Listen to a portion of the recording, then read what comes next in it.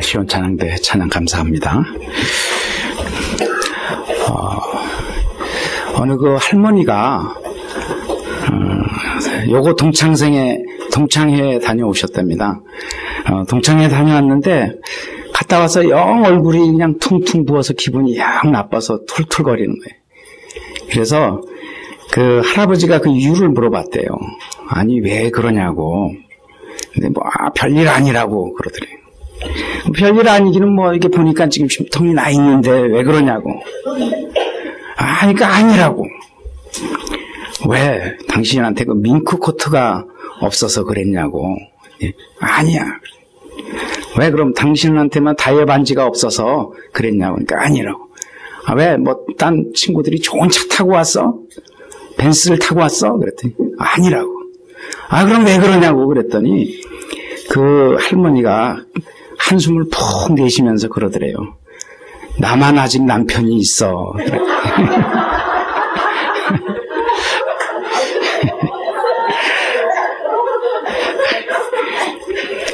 60대에 남자들의 오복이라는 게 있는데요. 그 첫 번째는요, 남자들이 5가지가 있어야 복이 된대요. 60대가 들어서면. 첫째는 아내가 있어야 된대, 제일 먼저. 두 번째는요, 건강이 있어야 된답니다. 그 세 번째는 돈이 있어야 된대, 돈이. 그 네 번째는 암만 돈이 있어도 친구가 있어야 된다고 합니다. 그리고 5번째는요, 자식이 있어야 된대요. 이 5가지를 가진 사람이 60대 이후에 오복을 가진 사람이라고 얘기한대요. 여자들도 60대 오복이 있는데, 첫 번째는요, 딸이 있어야 된대, 딸이. 제일 첫째가요. 두 번째는 똑같아요, 건강이 있어야 돼. 그 세 번째는 돈이 있어야 되고, 네 번째는 친구가 있어야 됩니다. 근데 5번째는 나이 들어서 남편이 없어야 된대요. 야, 이런 유머가 이렇게 돌아다니는 걸 보면서, 야, 이거 정말, 오늘은 무슨 날인지 아세요, 여러분? 파더스데이, 아버지 날인데 말이지. 어떻게 이런 유머들이 돌아다니고, 그런데요, 왜 이런 유머가 생겼을까요?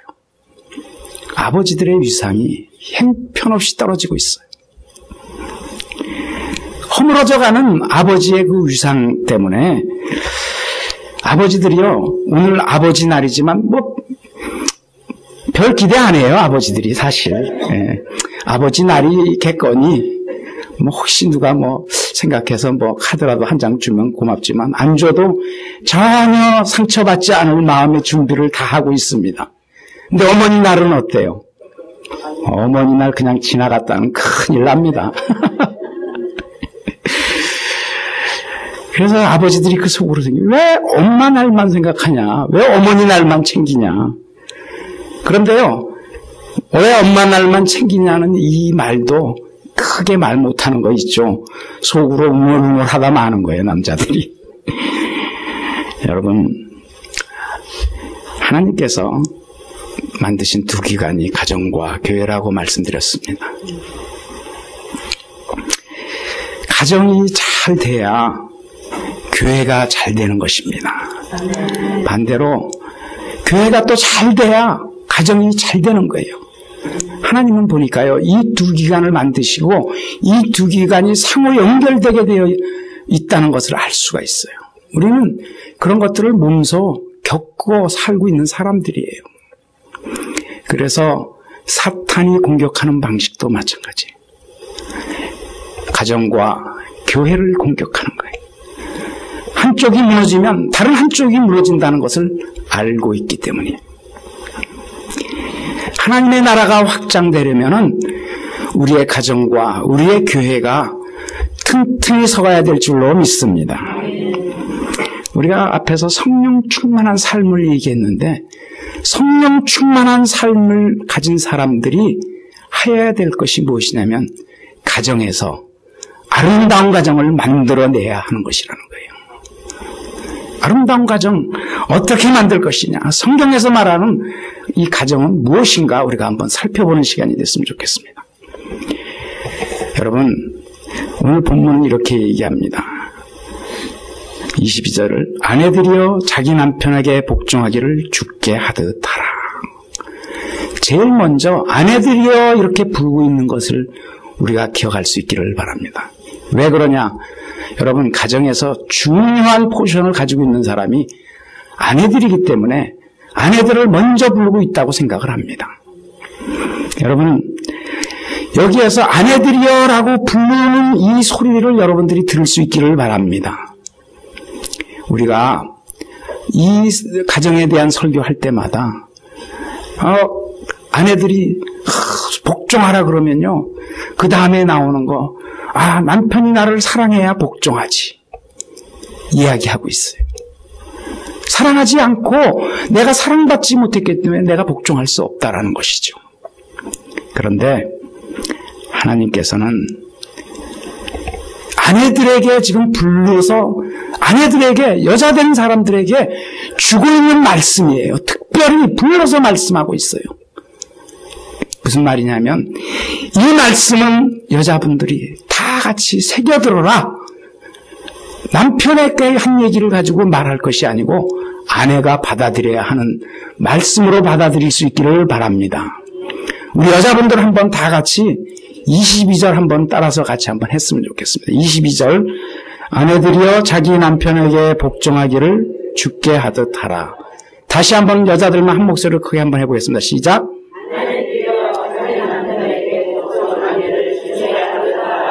여러분, 복종하라 이렇게 얘기하니까요, 제가 이 표정들 보니까 참 목사님 오늘 부담되시는 말씀하시네. 어지간해야지 죽게 하듯이 하지. 이거 참 너무 쉽게 말씀하시네 하시는 표정들이 역력히 익혀지고 있습니다. 여러분, 왜 그렇게 생각할까요? 복종하라는 이것을 우열의 관계로 생각하기 때문에 그러는 거예요. 그래서 어떤 생각하느냐면요, 정말 우리 가정에서 누가 더 나은지 한번 비교해보자, 이런 마음이 그 안에 썩 있는 거예요. 이민사회는 우리가 맞벌이를 많이 합니다. 맞벌이를 하다 보면 어떤 때 보면요, 남자분보다 여자분들이 더 능력도 좋고 더 수완도 좋고 사업도 더 잘하고 돈도 잘 버는 경우가 많아요. 그러면요, 그런 경우에 돈 버는 거 이렇게 내가 잘하는데 내가 경제권도 있고 다 있고 내가 어떻게 남편한테 복종할 거냐, 이 말씀에 대항하려는 마음들이 있어요. 주도권을 내가 쥐겠다라는 생각이 있어요. 여러분, 그래서 어떤 일이 가정 안에서 일어납니까? 자녀 쟁탈전이 일어나는 거예요. 자녀 쟁탈전. 자녀들을 내 편으로 만들면 내가 더 힘이 세고 가정에서 내가 더 발언권이 있다 라는 생각을 하는 그런 것들이 일어나는 것을 볼 수가 있습니다. 여러분,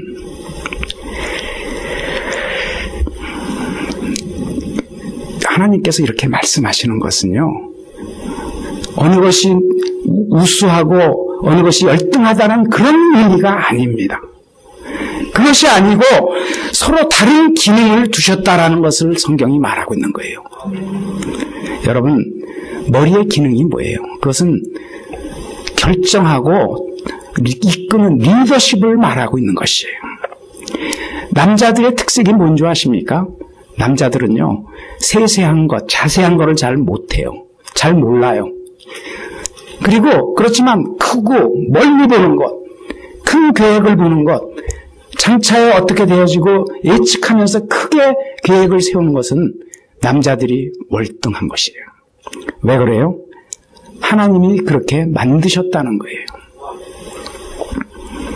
남자들은요, 위험을 잘 위험이 있어도 그것을 견뎌내는 힘이 더 훨씬 강해요. 그래서 웬만한 데서는 위험을 무릅쓰고라도 일을 하는 거예요. 특별히 우리가 신호등 앞에 이렇게 서 있으면요, 빨간불이 이렇게 있을 때 좌우 살펴보고 앞서서 기다리고 있다 성큼성큼 가는 사람들은 남자들이에요. 여자들은 보고 있다가 가면은 따라갑니다. 특별히 남자들은요, 조사를 해보니까 그렇대요. 그 신호등에서 대기하고 기다리고 서 있는 사람 중에 여자가 있으면 더 남자들이 빨간불에도 탁 앞장서서 지나간대요. 여러분, 그게 남자라는 거예요. 단순해요, 어떻게 보면. 그리고 자신을 믿고 따라주는 가족을 위해서라면 무릎을 가리지 아니하고 열심히 일하는 것이 남자들이라는 것입니다. 근데 여자들은 어떻습니까? 여자들은요, 아주 자세하고 세밀하고 구체적이에요. 그리고 구사하는 언어가요, 여러분, 남자들하고 틀립니다. 그 단어 쓰는 언어 수가요, 훨씬 여자들이 많아요. 그래서요, 무슨 일이 일어난 줄 압니까? 남자들, 여자들 사이에 이렇게 문제가 또 생기잖아요. 틀림없이 여자가 잘못했어. 남자가 확신을 가지고 얘기하기 시작합니다. 그런데요, 몇 마디가 왔다 갔다 하다 보면요, 이거는 남자가 분명히 확신을 갖고 얘기했는데 오히려 남자가 수세로 쫙 몰리게 됩니다. 그러면 남자들이 어떻게 하는 줄 알아요? 화를 내는 거예요. 그냥 틀림없이 자기가 맞는데 몇 마디 하다 보면 말로 안 돼요, 이게. 그러니까 젊은 때는, 그때는 화도 내고 행동으로 제압해 보려고 애를 쓰죠. 그런데 나이가 먹어가면서 사람들이 그걸 알게 돼요, 남자들도. 아, 이게 다르구나. 이게 그렇게 말로 해서 제압되는 게 아니구나. 이게 받아들이기 시작하는 거예요. 여러분, 여자의 순발력과 언어 구사력은요, 남자들이 따라갈 수가 없는 거예요. 사람들을 봐도 남자들은 대충 봐요. 그 사람, 어떤 사람 이렇게만 보는데 여자들이 딱 보면요, 그 넥타이 어떻게 매고 머리가 어떻고 볼이 어떻게 되고 무슨 옷이 입고 그냥 딱 보면은 그게 딱 박히는가 봐요. 남자들은요, 그런 거 잘 몰라요. 그냥 어떤 사람 그 사람 얘기하면은 여자들은 그 사람 뭐 이렇게 뭐가 들고 있고 뭐 얼마나 세밀하게 보고 있는지 몰라요. 여러분, 그래서 하나님께서요, 그래서 남자들을 먼저 만들었대요. 왜 여자들을 먼저 안 만들었냐 그러니까요, 하나님이 그렇게 대답하더래요. 야, 내가 여자부터 먼저 만들면은 내가 잠자라고 잠재워놔도 내가 남자 만들 줄 알고 벌떡 일어날 거라고. 잠도 안 자고. 그리고 일어나서는 하나님 이렇게 만들어주세요. 저렇게 만들어주세요. 이건 이렇게 저건 저렇게 이렇게 하나님이 골치 아파서 남자부터 만드셨답니다.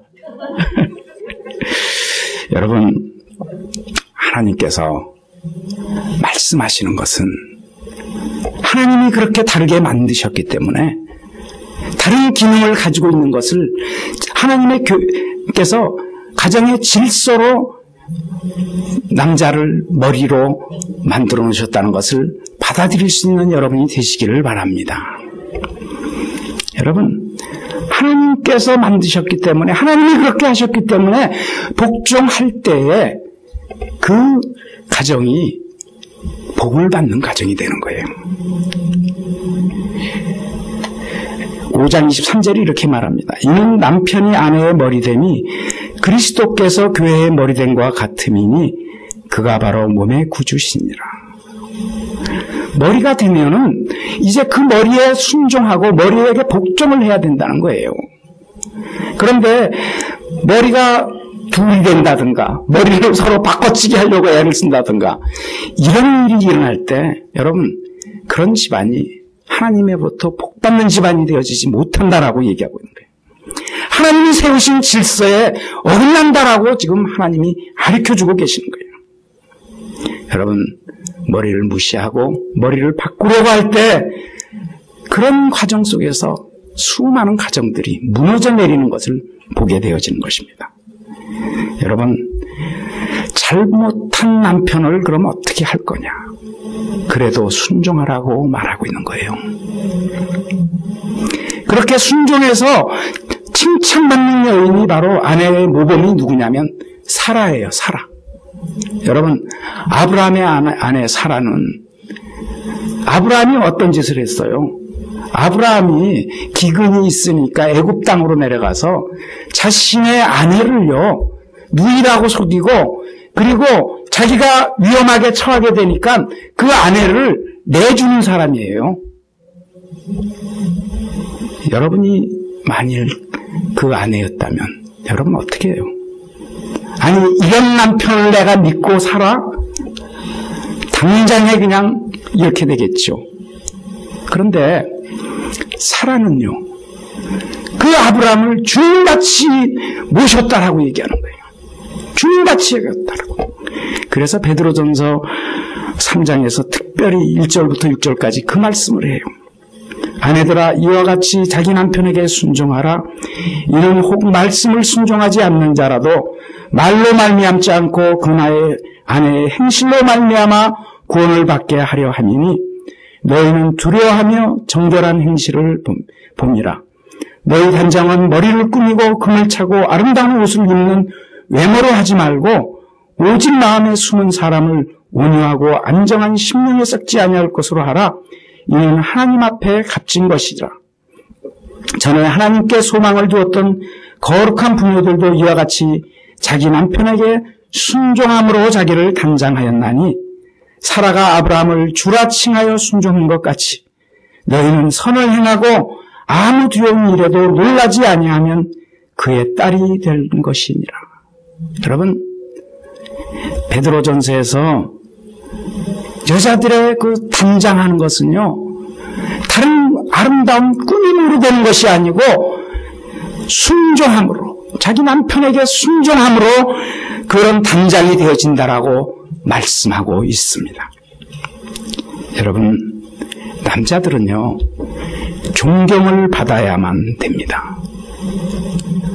특별히 아내에게 존경과 인정을 받기를 원하는 거예요. 그래서 아내가 자신의 남편을 존경하고 지지해 줘야 되는 것입니다. 이것이 아내에게 주신 가장 큰 사명이라는 것입니다. 여러분, 남자들은요, 심리적으로 자신을 존중하고 존경하는 사람에게 끌리도록 되어 있다고 심리학자들이 말하고 있어요. 아내에게서 존중받지 못하고 존경받지 못한 사람, 누군가가 자신을 존중해주고 존경하는 그런 모습을 보면 그 사람이요, 마음이 끌리고 가게 되어 있다는 거예요. 가정에 잘 들어오지 않고 빙빙 도는 사람들, 그와 같은 일들이 있다는 거예요. 여러분, 착각하지 마십시오. 내가 존중히 여기지 않는 남편을 다른 사람이 존중히 여길 것이라고 생각하지 마십시오. 내가 존중히 여기고 귀하게 여길 때 다른 사람들도 귀하게 여길 줄로 믿으시기를 바랍니다. 남편의 얘기는요, 아내의 몫이라는 거예요. 약점이 있어도 존중하고 존경하는 아내들이 되시기를 바랍니다.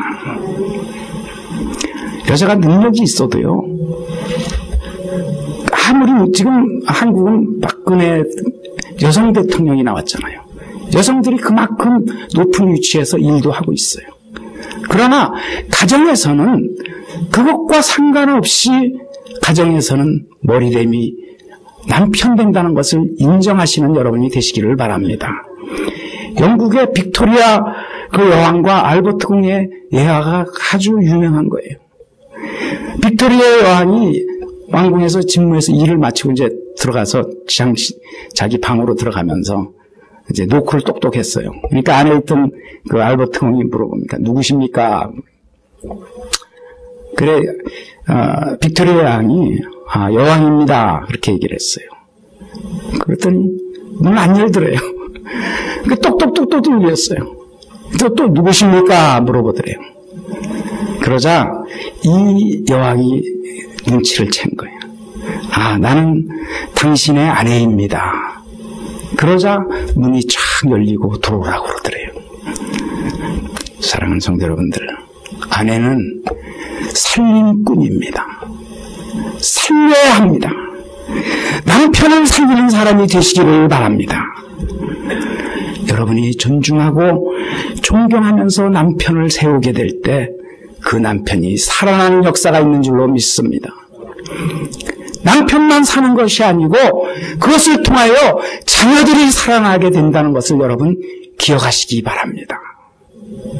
자녀들이 그것을 보게 되고 그 자녀들이 그것을 통하여서 자신들의 그 자아상과 자신들의 나아갈 길들이 확보되어진다는 것입니다.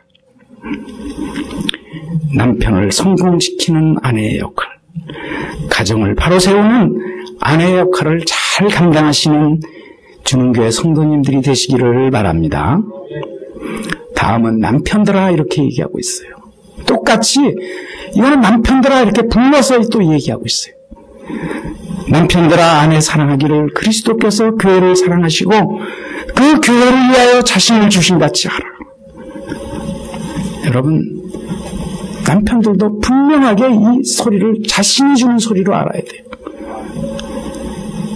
특별히 한국 남성들이 남존여비 사상이 좀 많아요. 남자가 귀하고 여자는 아주 별 볼 일 없는 것처럼 생각을 해요. 그렇지 않습니다. 성경은 분명하게 말하고 있습니다. 남자나 여자나 동등한 인격이라는 것을 말하고 있어요. 갈라디아서 3장 28절이 이렇게 말합니다. 너희는 유대인이나 헬라인이나 종이나 자유인이나 남자나 여자나 다 그리스도 예수 안에서 하나이니라.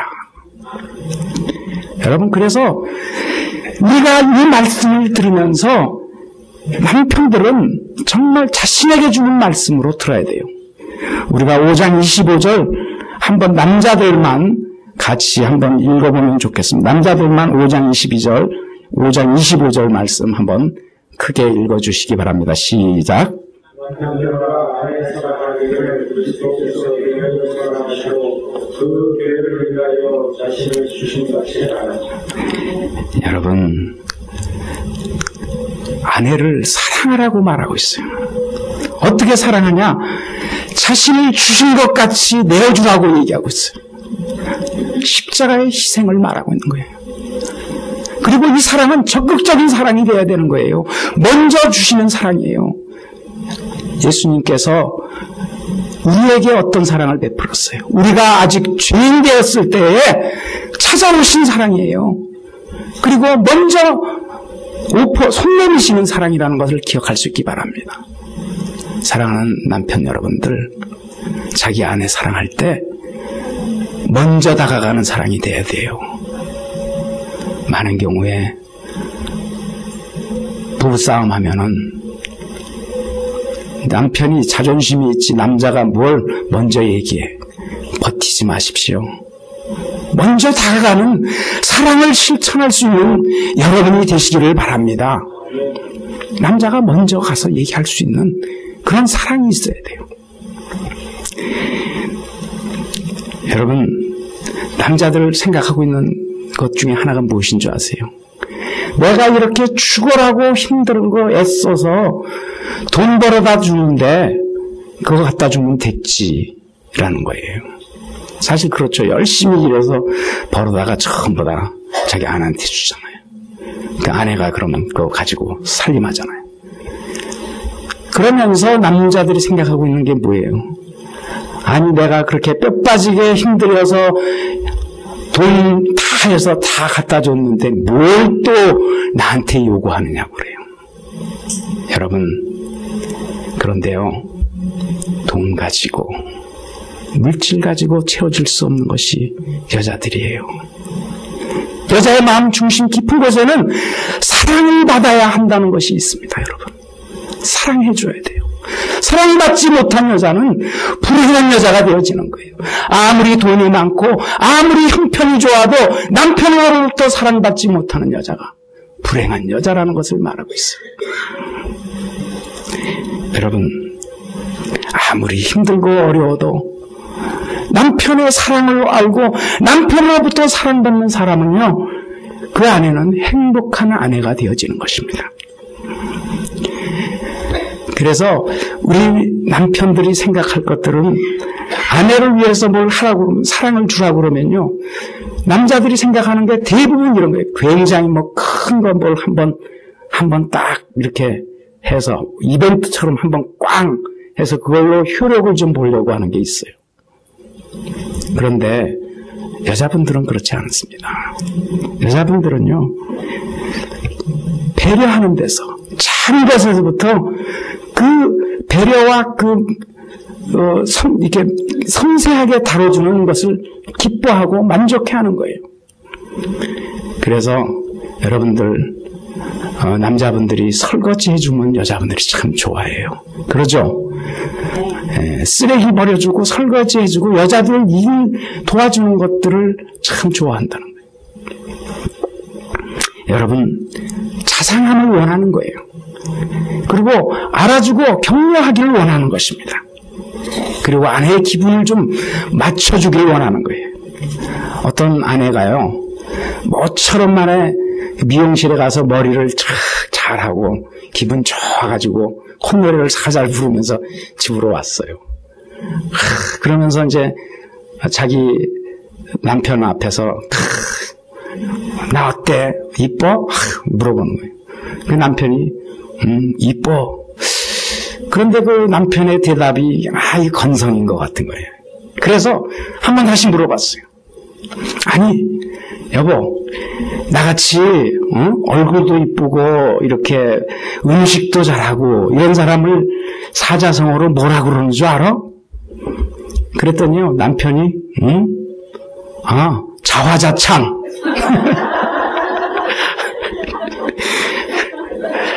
아내가 자존심이 좀 상했어요. 그래도 이게 좀 잘 모르는 것 같아서, 그거 말고 다른 거 있잖아. 이렇게 내가 이렇게 음식도 잘하지만 마음씨도 차갑고 몸매도 좋고 이런 사람을 뭐라 그래? 그랬더니 남편이 대답하답니다. 전입가경. 이게 골치 아파졌어요. 괜히 시작은 했는데 그래도 아내가 끝을 봐야 될 거니 몸 끊기 끌어내려고.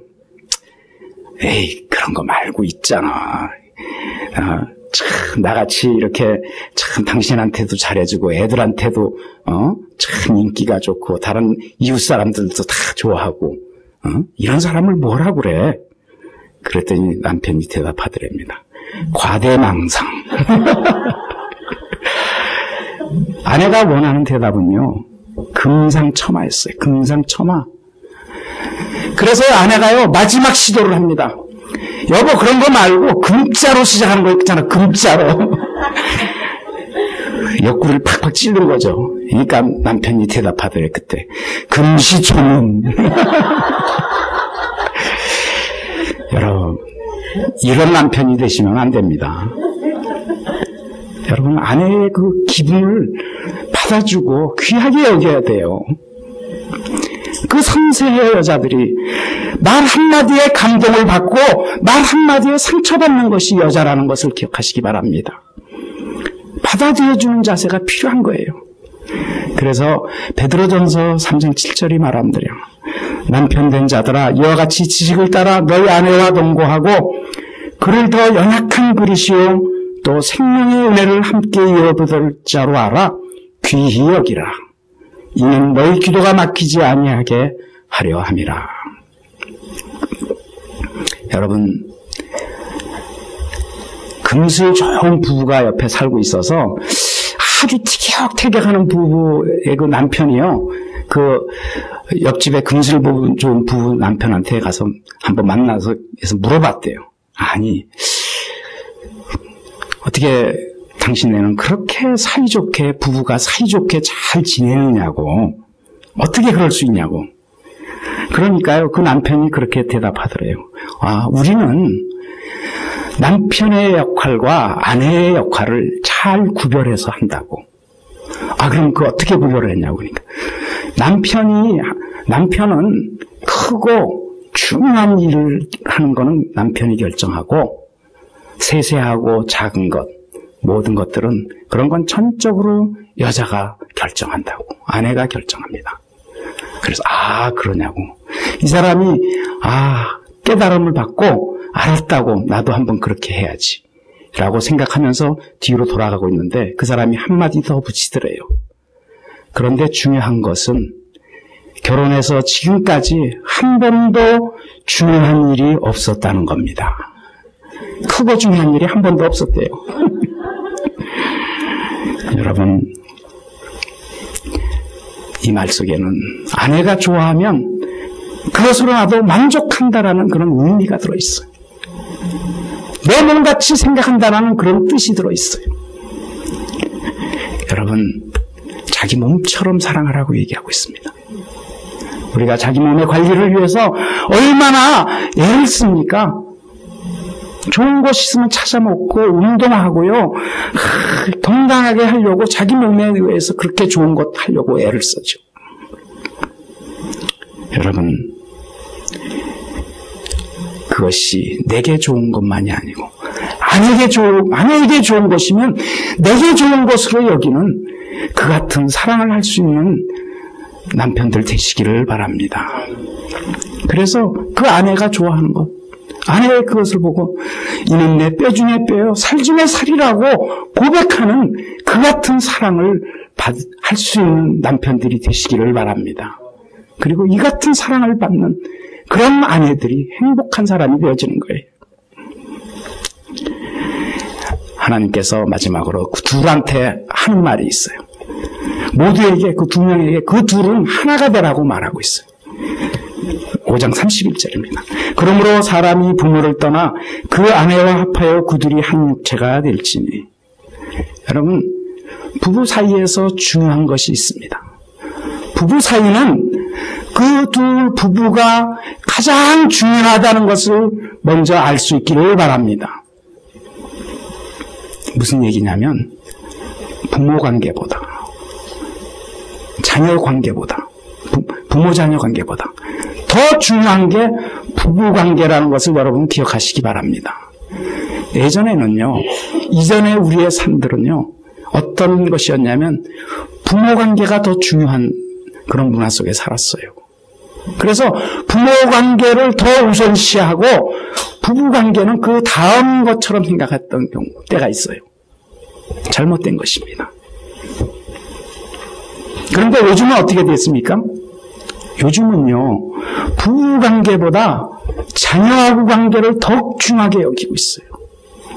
자녀들이라면 쩔쩔매요. 자녀들이라고 그러면 뭐든지 그렇게 해야 되는 줄 알아요. 그렇지 않습니다. 부부 관계가 중심인 것을 기억할 수 있기를 바랍니다. 그래서 그 말씀하는 거예요.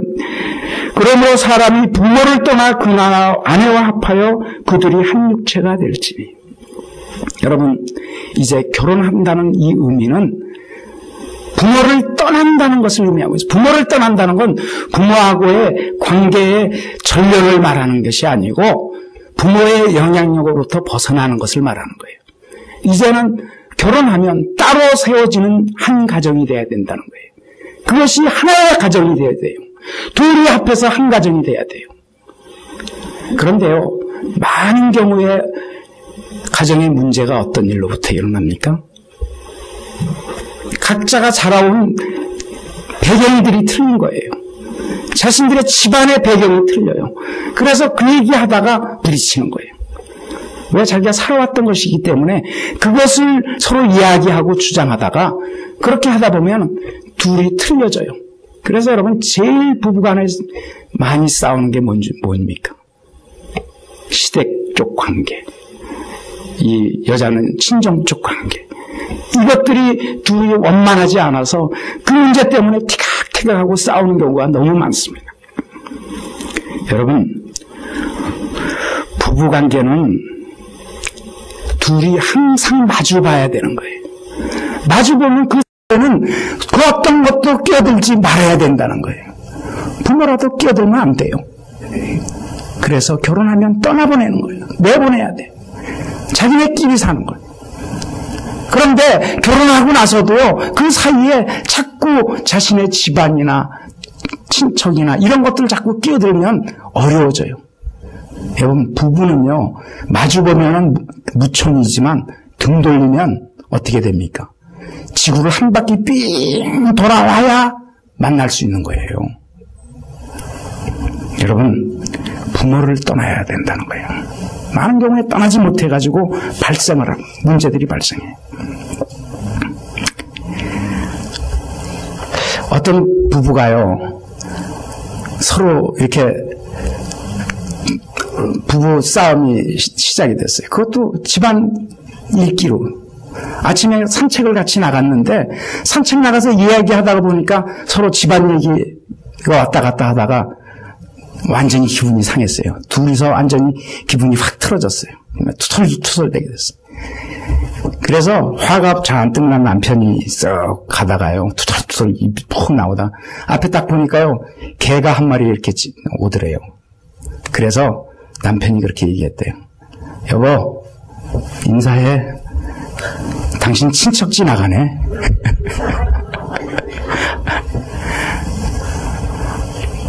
그러니까요, 그 아내가요, 걔한테 쪼르륵 가더니 인사를 하더래요. 안녕하셨어요. 혼자서 산책 다녀오시네요. 시아버님.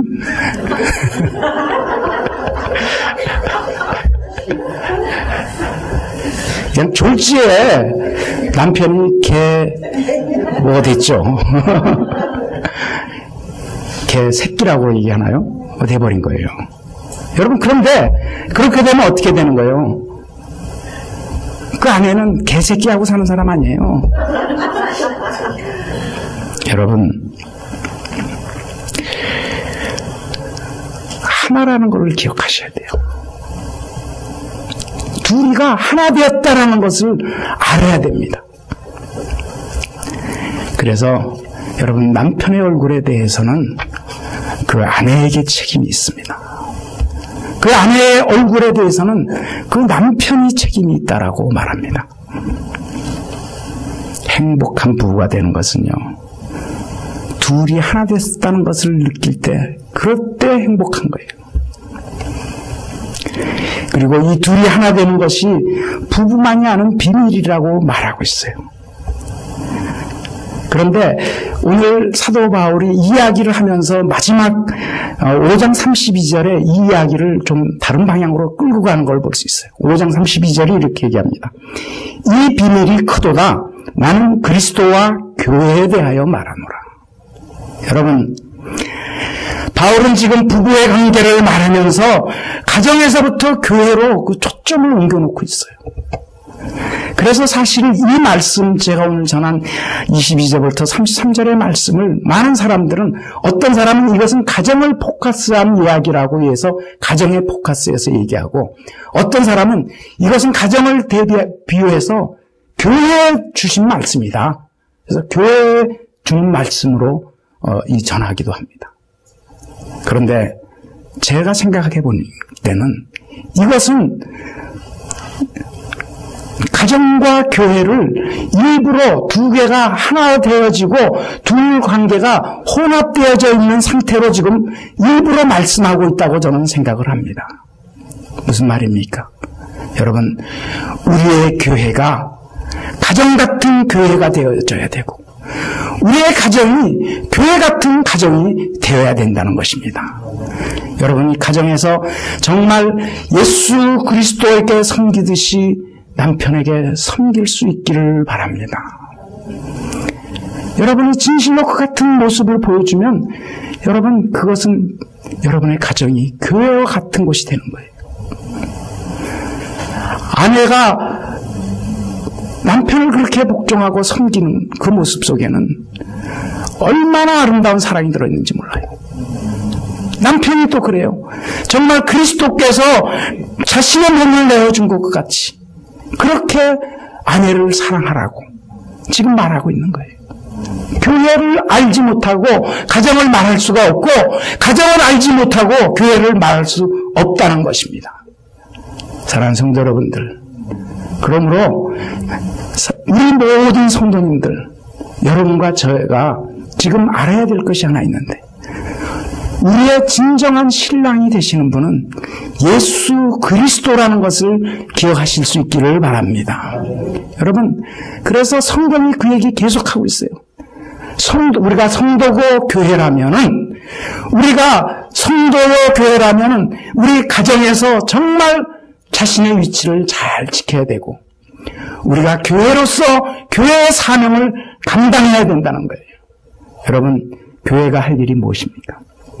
교회는 예수 그리스도의 신부예요. 그래서 5장 27절에 이렇게 말합니다. 자기 앞에 영광스러운 교회로 세우사 티나 주름 잡힌 것이나 이런 것들이 없이 거룩하고 흠이 없게 하려 하십니다.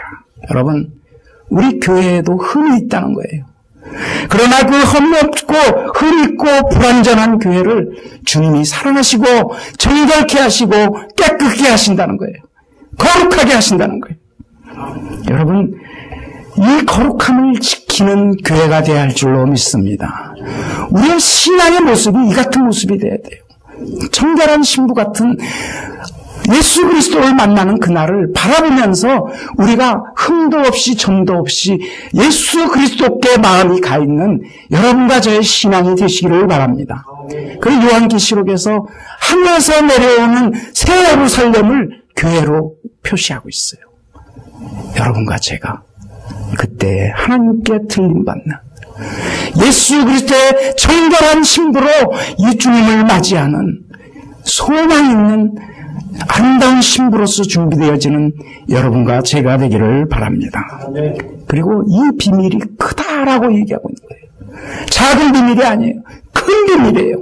여러분, 이 비밀을 알게 된 분이 바로 여러분과 저인 줄로 믿습니다.